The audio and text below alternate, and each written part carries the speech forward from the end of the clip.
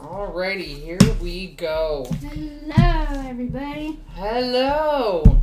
This is Condom Lady, and I am here with Mountain Girl. And today we are talking about Herpes, genital herpes, yeah. Woohoo! Gotta make it sound fun. Oh my gosh. Okay, is this thing on? Yes, it is. Okay, fantastic. Alrighty. Okay, so yes, today we're going to be talking about genital herpes, we are now moving into more of the area where the STDs, STIs so we're moving into the areas where STIs, these are treatable, but they are not curable. So get that straight. They are treatable, but not curable. So you will still have it for a very long time. Yeah, pretty much the rest of your life, unless for some, miraculous. they come up with some kind of cure. But at this point, for herpes, no cure. Treatable, no cure. Yes. All right, so. What is genital herpes, Condom Lady? Okay, so of course, sexually transmitted infection. Yes. That can cause some really painful sores in your genital area. There is, like I said, no vaccine. There's no cure, but it can be treated with antiviral medication that can help ease the pain associated with the sores, as well as can help control returning or episodical episodes. Okay, so when you say sores, do you mean like a cold sore that you get on your lip, or like just a muscle sore? Okay, so there is two different types of herpes. There's herpes 1 and herpes 2. So herpes simplex 1, herpes simplex 2. And we are talking about herpes 2. Herpes 1 is definite, it's the cold sores on your lips. So we're talking about the ones that are actually on your genitals, so vagina, penis type thing. Yeah. Cool. And they are different. Still, neither one is curable, but they're different. Okay. And how do you contract them? Well, unprotected sex. Really? Oh my goodness, I would have never guessed. Like all of the rest of the stuff, of course, I have been, kind of harping on everybody. Use condoms, get tested. Use condoms, get tested. Same thing here. Use your condoms, go get tested. If you have any questions about condoms, we do have an episode dedicated to different types of condoms. Exactly. And I think to do a follow-up, we're going to have to do one for condom care. Ooh. So that could possibly be our next short kind of episode. Yeah. Yes. But back to genital herpes, it can be transmitted during unprotected vaginal sex, unprotected anal sex, and oral sex as well. So this is where the dental dams come into play. The excellent little barrier between you and your partner definitely helps with passing on any kind of STI. All right then. So, what are the signs and symptoms other than sores? Okay. So, if there are any. Right at the very beginning, there may be no sores or any other signs or symptoms of the infection. It can be, just as everybody knows, it can be passed from an infected mom who doesn't know she has it to baby while she's giving birth. Mm-hmm. But practicing safe sex, always a good thing, can help reduce the risk of transmitting or getting this specific STI, as many of the others can. Yes, we can Okay, so for women's signs and symptoms can be sores inside the vagina or near the vagina, the vaginal opening. You can have sores on your cervix, which of course you can't see. You would have to have your doctor doing a pap smear and they would see it then. It's like magic. You cannot see it, but it is still there. It is still there. That's right. You can have some sores near your anus, on your thighs, as well as your butt, and possibly even tender lumps maybe around the groin area. So for men, it's a little different. You can actually have sores on your penis, around your testicles, near the anus, of course, on your thighs and your butt, and again, possible sores around the groin area. Both men and women, these sores will occur near the area where it was transmitted.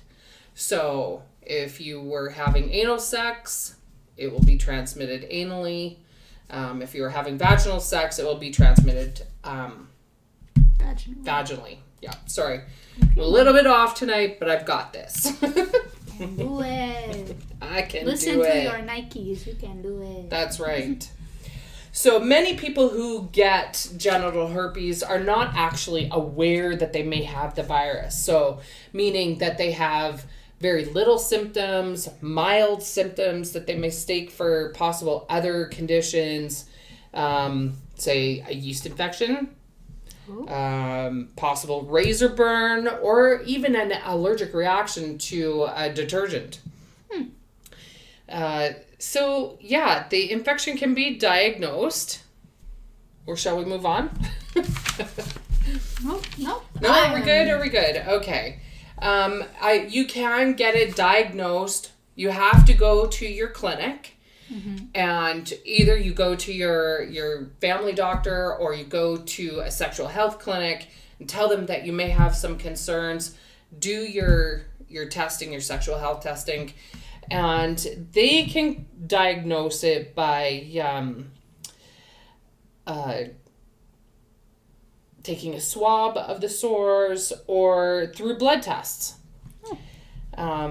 Okay, so some other symptoms that may be experienced, just trying to give you as much information about this as I possibly can.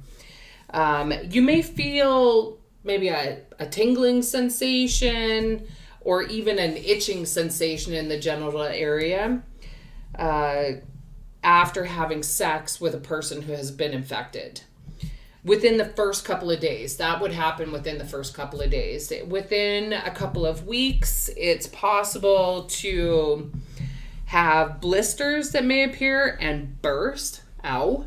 Ew. Painful. Gross. Also, that would be leaving painful sores that would last for a while. It's possible that you would have a fever because, of course, your body is going to try to fight off this virus, this infection, right? That's exactly what it's going to do. Osmosis Jones trying to exactly fight off Just, the weird except for Osmosis Jones is going to lose this battle. Oh, no. So you may also feel some kind of headache, possibly even muscle pains during your very first attack.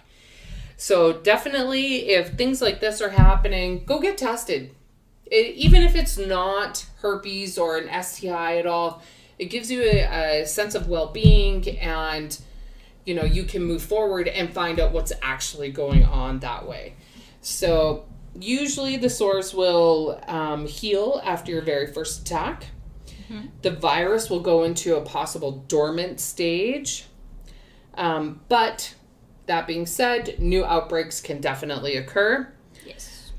Some people will have 1 or 2 outbreaks during their entire lifetime, while others it can be super frequent. Reoccurrences are typically shorter in duration, and probably less severe than the very first episode that you had, or whoever had. Stress, your menstrual cycle, an illness, fever, surgery, exposure to the sun, having sex, pregnancy, use some of the and the use of some medications, can all play a role in the frequency and severity of outbreaks. So definitely being careful throughout your life, probably a good thing if you have contracted this. Yes. Herpes can be transmitted to others, even between reoccurrences. So please note that even if you are not having an outbreak, you can still transmit herpes to somebody else. Yes. Any other questions there, girl? So we just talked about all of like the symptoms and what can happen. Mm-hmm. What is a treatment for it, since it can be treated? Okay, so that goes with basically what you need to do: create an appointment with your medical professional, whether that be your family doctor, whether it be the sexual health clinic, or whether it be a walk-in doctor. You need to create that appointment and make sure that you go to it. Then you will have possibly, if you're having an outbreak right then, they may do a swab or scraping. Mm-hmm. And it's just like, I would say it looks like a Q-tip, but bigger, of the source. So, and then that will be sent off to a lab. Okay. You can also have a blood test done. So this will analyze your blood. They'll do a blood draw, just like all the rest of them, and to see if you have any of the antibodies to detect that you have had a herpes infection. Mm-hmm. Mm-hmm. So treatment for this, well, basically what they'll do is, and of course for every person it's going to be different, but some type of antiviral medication will be prescribed. It will help heal your outbreaks, the sores that you have, lessen the severity and the duration, as well as hopefully reduce the frequency and reoccurrence of your outbreaks, and hopefully, fingers crossed, minimize your chance of transmitting to somebody else. But remember, if you use condoms, you reduce that a whole lot more. Yes.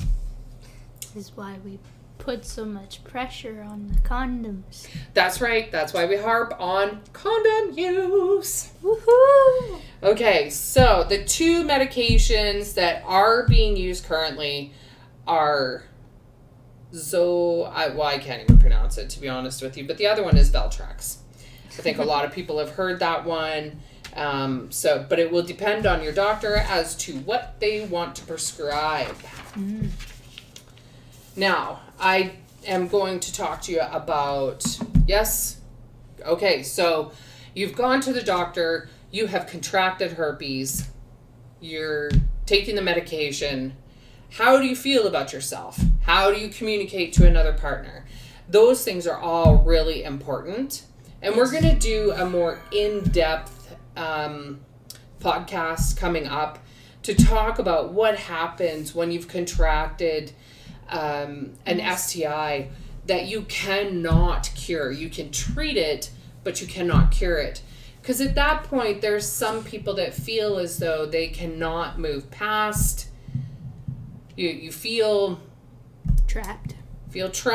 You can feel like you're not worthy anymore. You can feel as though you shouldn't have sexual partners anymore. So we're going to go into that in another one. But please know that if you do your due diligence as a sexual partner, then your life can continue, your sexual life can continue, and you just have to make sure that you take a little bit of extra care to make sure that you are protecting your partner. Alrighty. Well, I know I have no more questions. No more questions? Alrighty. No more questions from me. Well, folks, that is the end of our podcast today. Yes. Please feel free. We will have 3 questions at the end of our podcast. Please feel free to let us know how we're doing. Let us know if this podcast or any of our other ones has been useful to you. If it has been, gives you extra knowledge. If there's anything that we can do to improve or supplement them. Yeah, anyways, so please feel free to leave your comments, as well as if you have any questions, please feel free to comment or to connect with us through our email address at condomlady2021@gmail.com. We would love to hear from you. Any questions you got, I can't wait to see them. Yes. And we cannot wait to hear from you guys. That's right. Yes. All right, folks. Well, you guys have a wonderful evening, because it's evening here right now. So have a wonderful time. Enjoy yourselves, but be safe. Yes. Bye. Bye.